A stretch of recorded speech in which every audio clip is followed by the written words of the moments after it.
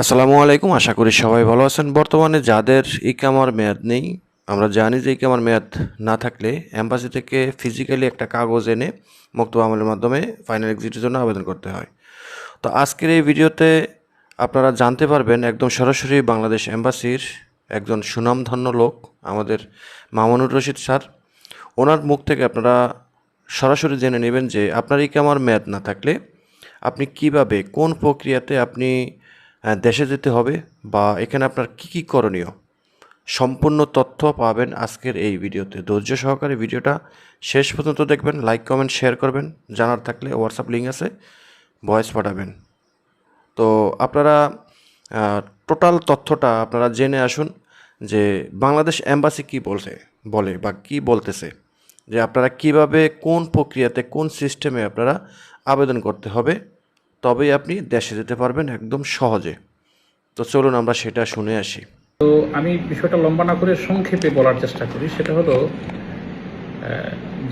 যে কারোরই যদি ইকামা এক্সপায়ার হয়, সেটা যে পেশারই হোক, কোম্পানির অধীনের যদি হয়ে থাকে, কোম্পানি মানে শারিকা অথবা মুআসসাসার কর্মী, সেটা যে পেশারই হোক, আমেল তাহমিল তানজিল, আমেল তানজিফ, মাকাতিব মানশাআত, যে পেশারই হোক,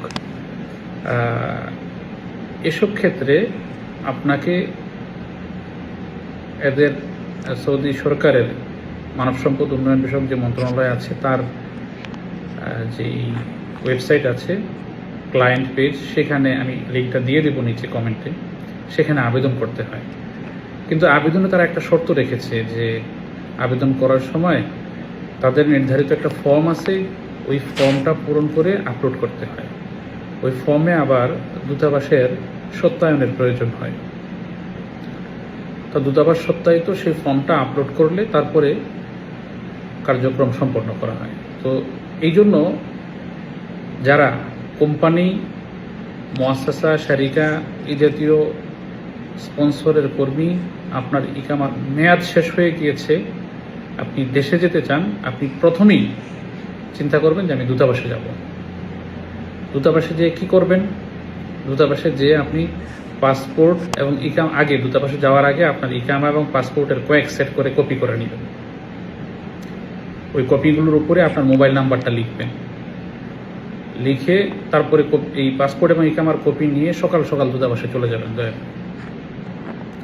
সেখানে গেলে আপনাকে দূতাবাসের সেই সত্যায়িত সুপারিশপত্রটা আপনাকে দিবে এবং সেটা নিয়ে আপনি আপনার নাফাজ দিয়ে ওই ক্লায়েন্ট পেজে প্রবেশ করে, লিঙ্কে প্রবেশ করে আপনি আবেদন সম্পন্ন করতে পারবেন। এই আবেদন সম্পন্নেরও প্রচুর ভিডিও আছে, আমি সেগুলোর লিঙ্কও আপনাকে দেব, যে কিভাবে এই ক্লায়েন্ট পেজগুলোতে, অর্থাৎ সৌদি মানব সম্পদ উন্নয়ন বিষয়ক মন্ত্রণালয়ের পেজে, অর্থাৎ লেবার মিনিস্ট্রির পেজে কীভাবে আপনি আবেদন করতে পারবেন, এই জাতীয় বিভিন্ন ভিডিও আছে, আমি আপনাদেরকে কমেন্টে দিয়ে দেব। আপনি আপনার মোবাইল থেকে নিজেই সেই আবেদনটা করতে পারবেন। হ্যাঁ, আপনি যদি না পারেন তাহলে আশেপাশে বিভিন্ন মক্তব খাদমাত থাকে, সার্ভিস অফিস থাকে, ওই সমস্ত অফিসগুলোতে গিয়ে আপনি আবেদনটা সম্পন্ন করতে পারেন। এবার প্রশ্ন আসে যে আবেদন, আমি তো অমুক জায়গায়, আমার কফিল অমুক জায়গায়। আসলে বিষয়টা হলো, প্রথমত আপনি যখন আবেদন করবেন আপনাকে জানতে হবে যে আপনার ইকামাটা এক্সপায়ার শুধু, নাকি হুরুব আছে, নাকি এক্সিট দিয়েছিল কফিল, ফাইনাল এক্সিট, আপনি যেতে পারেন নাই। আপনার অবস্থাটা, স্ট্যাটাসটা আগে আপনাকে জানতে হবে। তো এটা বলছি, যে কথাটা এতক্ষণ বললাম সেটা হলো পিওর যদি শুধুমাত্র ইকামা এক্সপায়ার হয়ে থাকে এবং হুরুব না থাকে। আচ্ছা, হুরুব কীভাবে চেক করবেন সেই লিঙ্কও আমি দিয়ে দিব কমেন্ট সেকশনে। ওই লিঙ্কে গিয়ে শুধু ইকামা নাম্বার দিয়ে ক্যাপচা দিয়ে এন্টার দিলেই আপনি হুরুব আছে কি নাই সেটা দেখতে পারবেন। তো আপনার যদি হুরুব না থাকে, তার মানে ইকামা এক্সপায়ার, এবং এক্সপায়ার হিসেবে আবেদন করবেন। তবে আপনার কফিল কোন জায়গার, সেই জিনিসটা সাধারণত আপনার আফসিরের যে ইকামা আছে সেখানে লেখা থাকে কোন অঞ্চল। তো সেই অঞ্চলের নাম আপনি, যেই অঞ্চল লেখা থাকে আফসিরে, সেটাই সাধারণত হয়ে থাকে। রিয়াদ, আল কাসিম, দাম্মাম। আবার আল কাসিম হলে যেমন আল কাসিমের বুরাইদা, উনাইজা, নাকি আলরাস, অথবা দাম্মামের হলে দাম্মাম, কাতিফ, জুবাইর, আল হাসা, এগুলোর বা খোবার, এগুলোর বিষয়ে করতে হয়। তো এটা যখন আপনি যখন আবেদন করবেন, এই আবেদন করার সময় আপনাকে কনফার্ম করতে হবে যে আপনার মুক্ত আমলটা কোথায়। সেখানে অপশন আসবে, আপনার প্রথমে আসবে রিজিয়ন, রিয়াদ হলে রিয়াদ, তারপরে নিচে মুক্ত আমল অনেকগুলো আসবে। কি রিয়াদ মানে রিয়াদের রিয়াদ শহরেই, নাকি আলখার্জ, নাকি ওয়াজিদ দোয়াসের, নাকি মাজমা দোয়াদমি, এই জাতীয় লেবার অফিসের নামগুলো চলে আসবে। তো সেগুলো উল্লেখপূর্বক আসলে আপনাকে আবেদনটা করতে হবে। তো মোটা দাগে যে কথাটা বলতে চাচ্ছি, ইকামা এক্সপায়ার হলে আপনি কিভাবে দেশে যাবেন এই চিন্তা যখন করবেন, এই চিন্তার সাথে সাথেই আপনি যদি ডিটারমাইন হন যে আপনি দেশে যাবেন, তাহলে আপনি হাতে 2-3 মাস সময় নেবেন, পরিকল্পনা করবেন যে আমি 3 মাস পরে দেশে চলে যাব। তো 3 মাস আগেই আসবেন দূতাবাসে, এসে সুপারিশপত্র নিয়ে আবেদন করবেন। আবেদন করলে মুক্ত আমলের যখন ক্লিয়ারেন্স হবে, সেই ক্লিয়ারেন্স অনুযায়ী তখন বাকি কার্যক্রম সম্পন্ন হবে।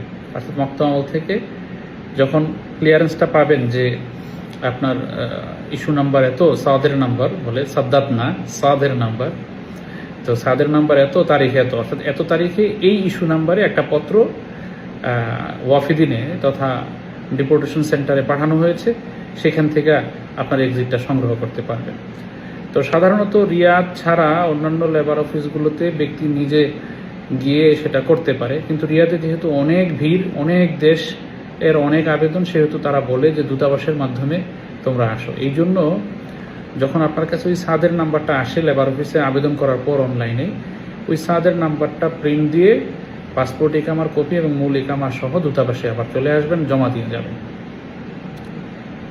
এই হলো আসলে প্রক্রিয়া।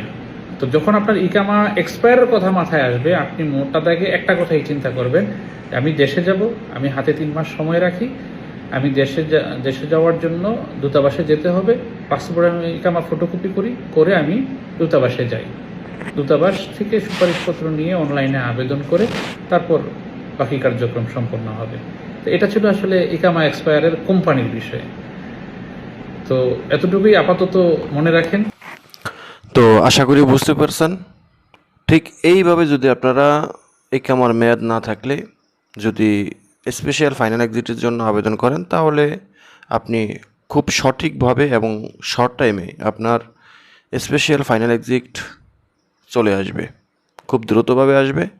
তো উনি হয়তো 3 মাসের কথা বলছেন, কারণ এখানে লম্বা একটা সময়ের প্রয়োজন হয়। কখনো কখনো সার্ভারের সমস্যা, মুক্তবা আমেলের ক্লিয়ারেন্স দেওয়ার লেট হওয়ার কারণ বা গ্রহণ করার কারণ হতে পারে, বিভিন্ন কারণে একটু লম্বা সময় নিয়ে আপনাকে এই পদক্ষেপ নিতে হবে। এই হলো বিষয়টা। আশা করি বুঝতে পারছেন। এই ভিডিওটা অবশ্যই শেয়ার করে দেবেন যেন সকলেই জানতে পারে, যাদের এই সমস্যা, এই সমাধান যেন তারা পায়। সবাই ভালো থাকবেন। ভিডিওটা শেয়ার করে দিবেন, লাইক কমেন্ট শেয়ার করে অবশ্যই চ্যানেলটা সাবস্ক্রাইব করে রাখবেন, পাশে থাকা বেল আইকনটা অন করে রাখবেন। সবাই ভালো থাকবেন। আল্লাহ হাফিজ।